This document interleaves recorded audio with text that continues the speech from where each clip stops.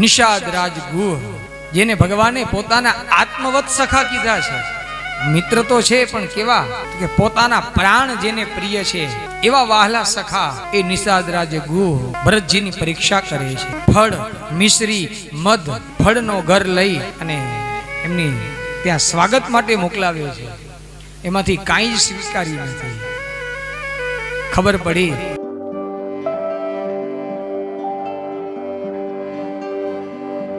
નિષાદ રાજગુહ, જેને ભગવાને પોતાના આત્મવત સખા કીધા છે.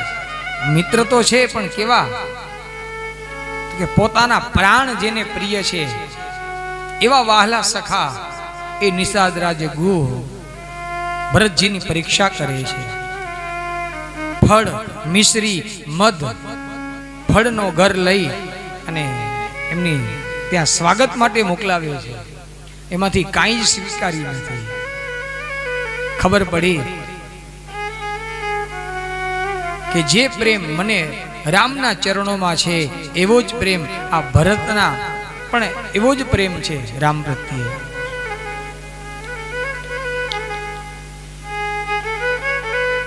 રામચરિત માનસની દ્રષ્ટિએ જોઈએ ને તો ગુહે પણ યુદ્ધના નગારા વગાડી દીધા હતા.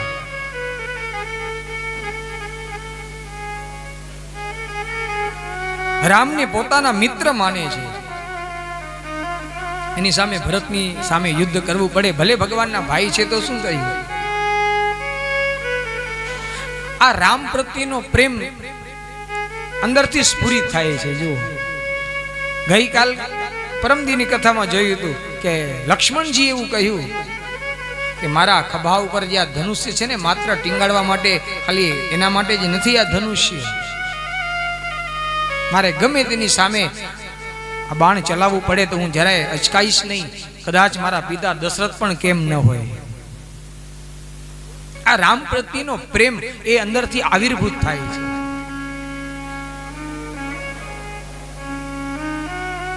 ભરતજી અને નિષાદ રાજગુહ પછી તો પ્રેમથી ભેટ્યા છે ને કહ્યું, પધારો, અમે તમારું શું સ્વાગત કરીએ. તમે કયા પ્રયોજનથી આવ્યા છો એ કહો. મારા મનની અંદર તમારા પ્રત્યે થોડી શંકા હોય, મને એવું લાગી રહ્યું છે. મારા શંકાનું આપ સમાધાન કરો. ત્યારે ભરતજી કહે છે કે ગુહ, જે ભાવ તને છે ને ભાઈ, એવો ને એવો ભાવ મને પણ છે રામ પ્રત્યે. મારા મોટા ભાઈ છે.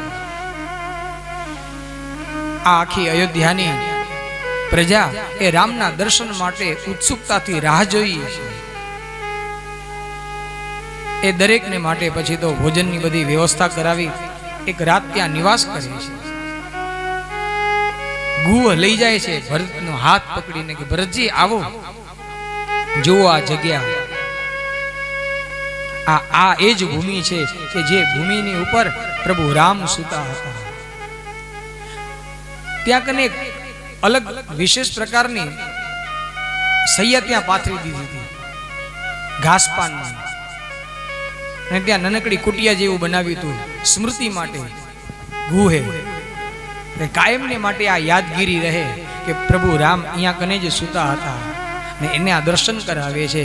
ને જ્યાં દર્ભ, પાંદડા આ બધું જોયું ને તો ભરતજીના આંખની અંદર આંસુ આવી ગયા કે આ શું.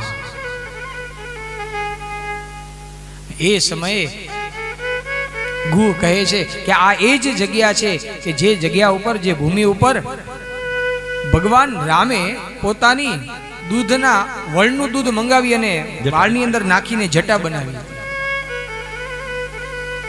જ્યાં આ શબ્દ કાને પડ્યા ને તો ભરતજીએ પણ નક્કી કરી લીધું કે હવે મારે પણ કોઈ રાજવી પોશાક પહેરવો નથી. મારા પ્રભુ જો વલકલ પહેરતા હોય, મારા મોટા ભાઈ જો જટા રાખતા હોય, હું રાજવી પોશાકની અંદર કેમ મારાથી ભ્રમણ કરી શકાય. શિષ્ય હોય ને, શિષ્ય એ પણ એના ગુરુજનો પ્રત્યે એવો ભાવ રાખે કે જો મારા ગુરુ મારા કરતા એ સારા વસ્ત્ર પહેરતા હોય તો હું એમના કરતા થોડાક ઉતરતા વસ્ત્ર પહેરું. બાકી ગુરુજી સાવ સાદા કપડામાં રહેતા હોય અને એનો જે શિષ્ય છે તે બની ઠણીને પહેરતો હોય તો સમજી લેવાનું કે આ હજી એની અંદર વિવેક નથી. એક આ બધી ગુરુ પ્રત્યેની, પ્રભુ પ્રત્યેની આ બધી મર્યાદાઓ છે. જે સારું હોય, જે શ્રેષ્ઠ હોય તે ભગવાનને અર્પણ કરવું. થોડુંક ઉતરતું હોય તો એ આપણે માટે ચાલશે. ભરતજીની આ કથા આપણે સૂચવે છે કે પ્રેમ કેવો હોવો જોઈએ.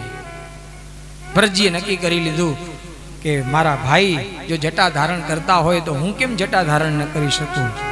અને ભરતજીએ એ સમય ત્યાં જટા ધારણ કરી છે.